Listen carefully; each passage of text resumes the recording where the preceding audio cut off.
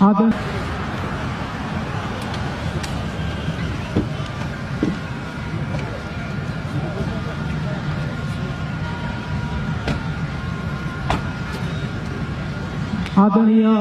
महानुभावहरू, काठमाडौँ महानगरपालिकाको 31औं स्थापना दिवसको अवसरमा यहाँहरूलाई हामी हार्दिक स्वागत गर्दछौं।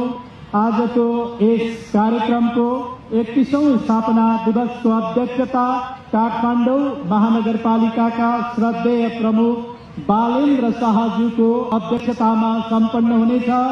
त्यसैगरी उपप्रमुख सुनिता डंगोलज्यू, प्रवक्ता नवीन मानन्दरज्यू, वडा अध्यक्षज्यूहरू, वडा सदस्यज्यूहरू, कार्यपालिका सदस्यज्यूहरू, सम्पूर्ण आदरणीय जनप्रतिनिधिहरू, काठमाडौँ महानगरपालिकाका कर्मचारी वर्ग सम्पूर्णको विशेष सहभागितामा सक्रियतामा हाम्रो यो ऐतिहासिक कार्यक्रम सम्पन्न हुन गइराखेको छ। हाम्रो कार्यक्रमलाई शोभा बढाउनका लागि, शुभकामना प्रदान गर्नका लागि सम्माननीय राष्ट्रपति रामचन्द्र पौडेलज्यूको आगमन हुँदैछ। त्यसैगरी सम्माननीय उपराष्ट्रपति रामसहाय प्रसाद यादवज्यूको आगमन हुँदैछ।